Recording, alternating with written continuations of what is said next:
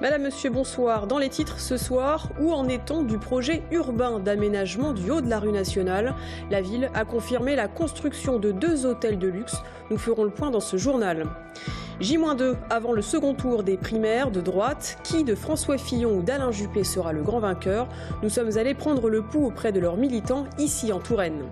Et puis à la fin de ce journal, nous parlerons pétanque avec la 5e édition du National de pétanque qui a lieu ce week-end à Tours. Bastien Mathieu, notre journaliste sport, a rencontré pour nous l'un des meilleurs joueurs du tournoi. Noël approche à grands pas et avec lui toute sa magie et ses illuminations. C'est évidemment aussi le début des festivités de fin d'année. Le marché de Noël de Tours était inauguré ce soir. Autre événement, l'illumination du sapin qui est arrivé il y a quelques jours place Jean Jaurès. On va d'ailleurs y retrouver Aurélie Renaud. Bonsoir Aurélie. Alors il est beau ce sapin ? Mais évidemment, il est beau et alors qu'on soit petit ou qu'on soit grand, ça fonctionne. Je vous promets, tout à l'heure, quand les guirlandes se sont allumées, il y a eu un waouh et c'était pas forcément des petits. Alors ce sapin, je vais vous en dire quelques mots. D'abord, c'est un don. Chaque année, c'est le cas. Là, ce sont des particuliers, des habitants d'Azel-Rideau, qui trouvaient que ce sapin de 17 mètres était un petit peu trop grand pour leur petit jardin. Donc, ils l'ont donné à la ville de Tours. Une semaine quand même pour le décorer. Il faut dire qu'il y a 1 kilomètre de guirlandes. Donc, ça prenait un petit peu de temps. Il y a beaucoup de monde en fait ce soir, je crois que les gens sont vraiment au rendez-vous et puis il y a surtout cette boule qui plaît beaucoup, cette boule illuminée, c'est une nouveauté sur le marché de Noël. On y retrouve Céline Ballesteros. Bonsoir Madame Ballesteros. Bonsoir. Vous êtes adjointe à la mairie de Tours en charge du commerce. C'est un peu votre bébé, ce dossier, le marché de Noël. C'est une tradition, mais c'est toujours important. Oui, très important. D'ailleurs, les Tourangeaux, dès ce soir, oui, ils sont très nombreux. Je pense que la boule sous laquelle on est va être photographiée pendant 1 mois et on va retrouver sur les réseaux et un peu partout. On va leur demander si ça leur plaît. Mademoiselle, oui. Est-ce qu'elle te plaît, cette grande boule illuminée? Oui. Tu as fait des photos? Non, pas encore. Bon, tu vas aller voir le sapin là peut-être? Oui. Bon, je te laisse rejoindre ton papa et ta maman. Merci. Bonne soirée. On va se tourner, Madame Ballesteros, vers le marché de Noël parce que c'est un peu quand même le clou du spectacle. Il y a 70 chalets et puis les traditionnelles guirlandes qui sont au-dessus. Allez, je vous invite ça sent le vin chaud déjà. Bah alors on va par là, si ça vous dérange pas. Bon, en plus je la connais, elle s'appelle Laetitia. Bonjour Laetitia. Bonjour. Et c'est un vin chaud particulier cette année, c'est ça? C'est un vin chaud avec 8 épices à l'intérieur et il est préparé à l'avance. Il est seulement réchauffé sur place, donc oui, ça fait un peu la particularité de ce vin chaud. Bon, on y goûtera bien sûr tout à l'heure. On va se mettre par là pour que notre cadreur nous voit. Donc je le disais, les animations de Noël, c'est un moment très important. Ça va durer 1 mois. On est pile à 1 mois de Noël. Quelles sont les nouveautés cette année? Alors les nouveautés, vous allez trouver, en vous déplaçant un petit peu sur le parvis de la gare, vous allez trouver la nouveauté qu'on avait mis l'année dernière déjà et qui a beaucoup plu, c'est le restaurant gastronomique. Vous pouvez retrouver vos amis, votre famille et puis dîner et déjeuner à l'abri et au chaud. Produit du terroir quand même. Produit du terroir, bien sûr, oui. Ça c'est une nouveauté. Et après, si vous continuez jusqu'à la gare, vous allez trouver le grand sapin magique que l'on voit vraiment de très loin. Il a quoi de magique ce sapin? Oh, il est magique, c'est pour les enfants. Il est magique, c'est à découvrir pour les enfants, vous verrez, c'est un beau manège. Alors, il n'y a pas que ce qui se passe ici sur le boulevard Heurtelot et sur la place de la gare. Si on fait 2-3 stations de tramway, on arrive place Anatole France et là, la patinoire. D'accord, mais juste avant la place Anatole France, il faut aussi s'arrêter rue Nationale, au croisement de la rue des Halles, et vous allez trouver aussi 2 beaux chalets où vous allez pouvoir déguster du vin chaud, des gaufres et toutes des spécialités de Noël. Et ensuite, on arrive sur la patinoire, 3e année consécutive. Cette patinoire, on en entend parler toute l'année. En fait, c'est une vraie demande. Je vous disais tout à l'heure, on l'a réinstallée parce que voilà, c'est sympa dans le décor. Non, pas du tout. Les gens veulent la patinoire. Oui, évidemment. Alors, elle est venue la première année, elle faisait 500 mètres carrés de patinage, déjà bien. L'année dernière, 900. Cette année, 900 aussi, parce qu'on ne peut pas aller plus loin, mais c'est déjà pas mal. Et elle est déjà, on peut déjà patiner sur cette patinoire à partir de ce soir. Alors, ce soir, il y aura les remparts de Tours, car oui, la glace est prête. On a eu un petit stress. Oui, c'est ça, c'est pour ça. Maintenant, ça va beaucoup mieux, Madame Ballesteros. Respire. Petit stress, maintenant la glace est prête, les remparts de Tours seront là ce soir et puis il y aura une Zumba Ice. C'est quoi une Zumba Ice? Oh là là, je vais découvrir comme vous, on sait danser la Zumba sur la glace, ça doit être ça. Je ne sais pas. Je n'irai pas, je n'irai pas. Il n'y a pas que des animations dans le centre-ville. L'objectif cette année de la municipalité, c'était de mettre en place des animations dans tous les quartiers, c'est ça? Oui, voilà, vous allez retrouver le Père Noël et puis des goûters aussi. Dans tous les quartiers, vous avez des dates précises que vous retrouverez sur le site de la ville. Allez, je vous aide un peu, j'en ai noté quelques-unes. Alors j'ai fait mon travail. Quartier, la Canale Strasbourg, ce sera le 10 décembre. Les Fontaines le 13, Rive de Cher le 17, Sanitas le 20, Saint-Symphorien le 22. On rappelle aussi que pendant le mois de décembre, le 4, 11 et 18, les magasins sont ouverts. Donc c'est bon pour le commerce, c'est ça aussi la magie de Noël, c'est que le Père Noël fait ses courses. Qu'est-ce qu'on peut rajouter? Il y a des nocturnes à la patinoire et puis il y a la fameuse grande roue. Oui, la grande roue aussi, et puis un manège aussi à côté de la grande roue, un petit manège. Et puis vous allez aussi, faut vous promener aussi dans le jardin de la préfecture. Vous avez aussi 2 petits manèges dans le jardin de la préfecture. Et puis la patinoire est nocturne, mais le marché de Noël aussi est nocturne le jeudi et le vendredi jusqu'à 20h au lieu de 19h. C'est ce qui est noté sur mon papier. Vous avez bien appris votre... Voilà, c'est ça. Bon, on va profiter d'un petit verre de vin chaud peut-être, avec modération bien sûr. Et puis donc je vous rappelle qu'il y a des nocturnes, donc à la grande roue, à la patinoire, et qu'il y a toutes les animations que vous pouvez retrouver sur le site internet de la ville de Tours, c'est tours.fr. On y va?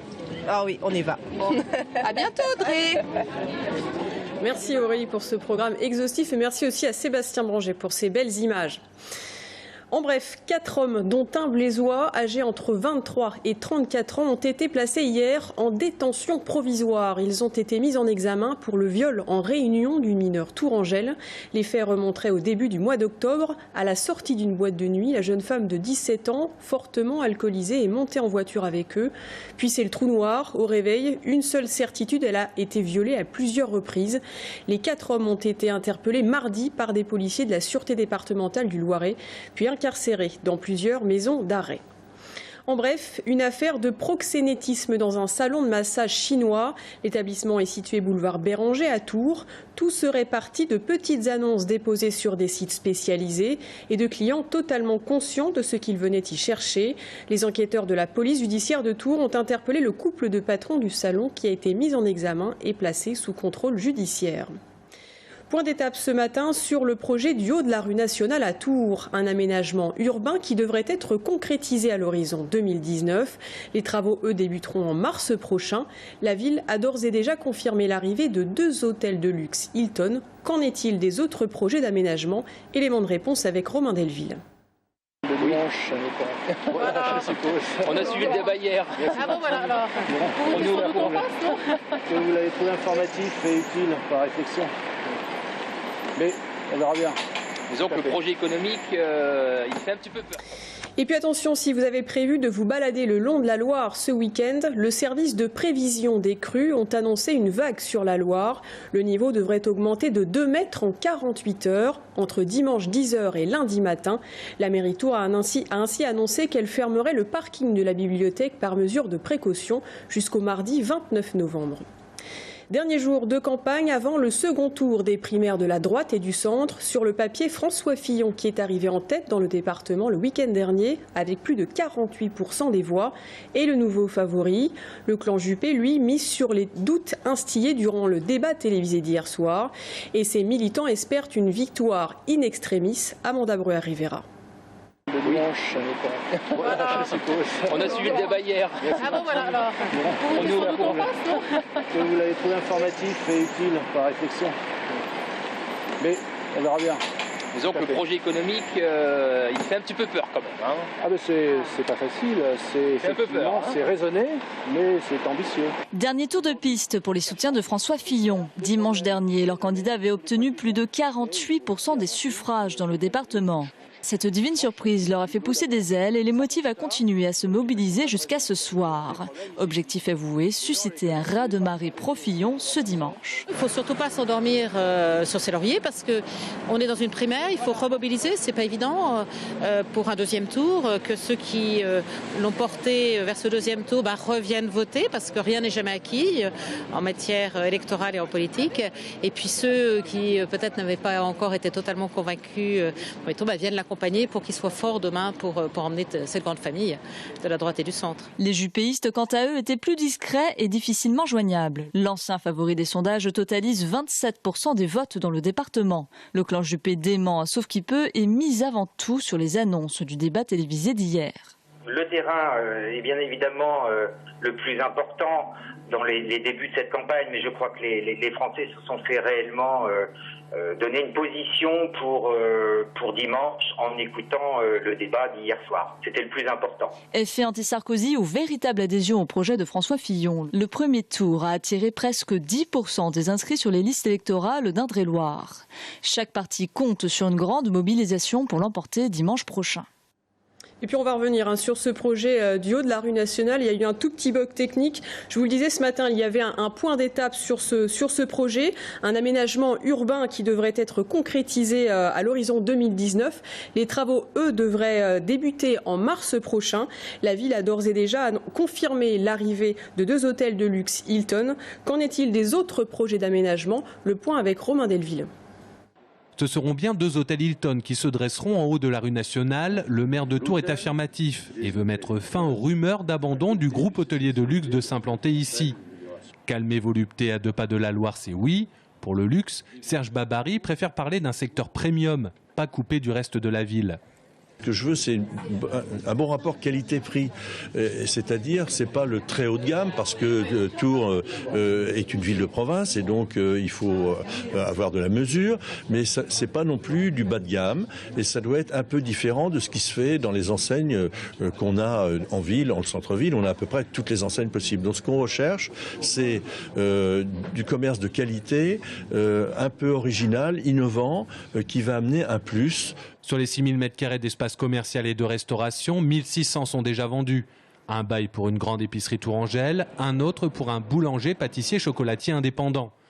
Contact a été réalisé avec un chef pour ouvrir un restaurant prompt à être étoilé. Pour la restauration, une brasserie et un restaurant italien sont sur les rangs.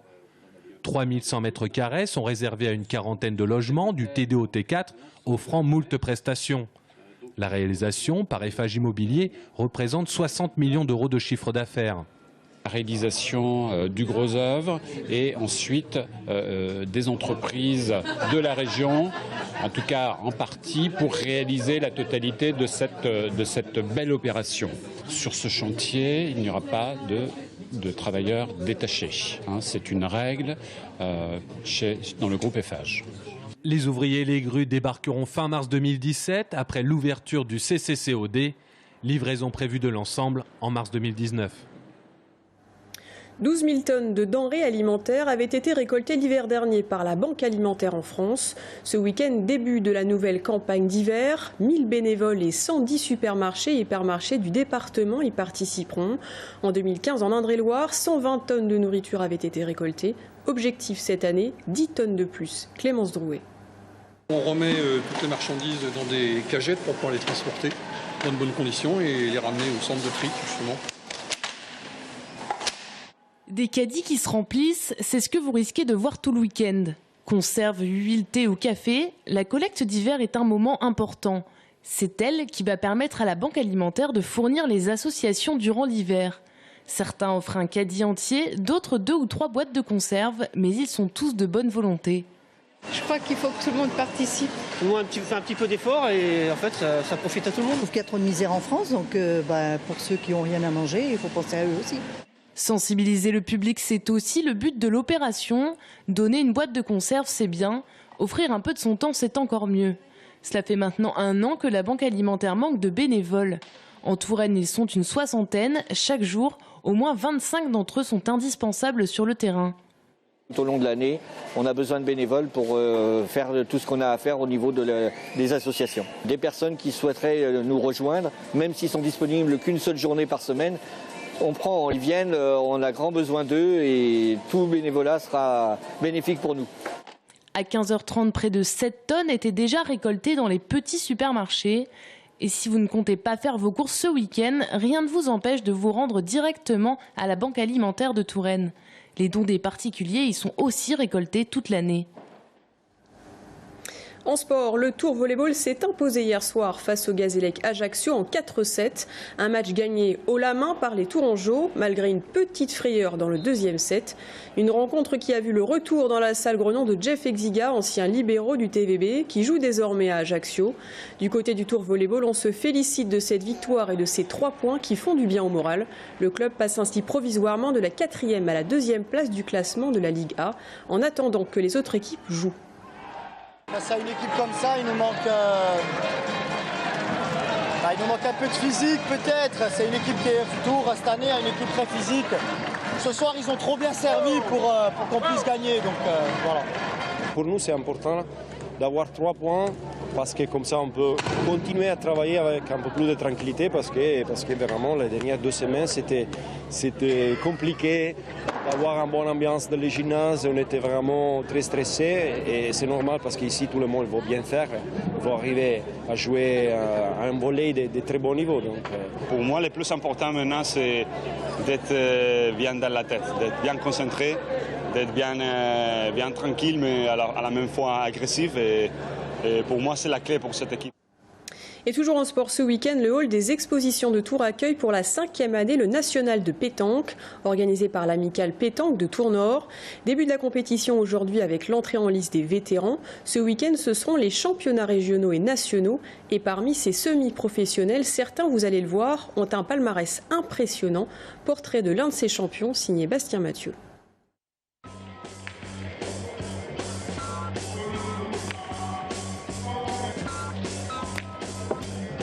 C'est un peu le Zinedine Zidane de la pétanque. Son palmarès aura de quoi faire rougir les plus grands sportifs. À 60 ans, Christian Fazzino a déjà tout gagné. Déjà sacré 14 fois champion de France, il est à Tours pour continuer de profiter de sa passion de toujours. Ça devient un vrai sport quand on commence à savoir qu'on est doué déjà pour la pétanque. Bon, après, il ne suffit pas d'être doué, après il faut s'entretenir, il faut être sérieux aussi, il faut comme un vrai sportif quoi, en fin de compte. Électricien dans la vie pour la ville de Montluçon, le quadruple champion du monde est un véritable ambassadeur pour son sport. Car là, on est bien loin de la pétanque de loisirs des vacances d'été. Chaque lancer est contrôlé. C'est pas le fait de jeter les boules, il y a des tactiques à prévoir quand on joue sur de grandes équipes. Puis après, il faut tenir la pression comme on dit, quoi. Habitué à se déplacer tous les week-ends, Christian Fazzino se rapproche peu à peu de la retraite. Il participait d'ailleurs cette année pour la dernière fois au championnat de France senior pour se concentrer sur la compétition vétéran. Comme j'ai toujours dit, si la pétanque n'était pas une passion, que c'était un travail, ça fait longtemps que je l'aurais arrêté. Parce qu'on passe beaucoup de temps sur des terrains et c'est vrai que ça t'enrichit pas, quoi, je veux dire. Mais bon, comme c'est une passion, on essaye d'en profiter un peu et puis de se faire plaisir et faire plaisir même avec ceux qu'on joue, quoi. Voilà. Élu joueur du siècle en 2000 par la Fédération internationale, Christian Fazzino a démontré tout son talent tout au long de la journée, pour le plus grand bonheur de tous et même de ses adversaires. Elle est tourangelle, journaliste scientifique et elle vient de passer 1 mois sur un bateau dans les eaux australes de l'Antarctique. Isolde Berger a accompagné une équipe de scientifiques partis étudier le rôle crucial du pôle Sud dans l'évolution du climat. Elle sera notre invitée dans un instant. Restez avec nous.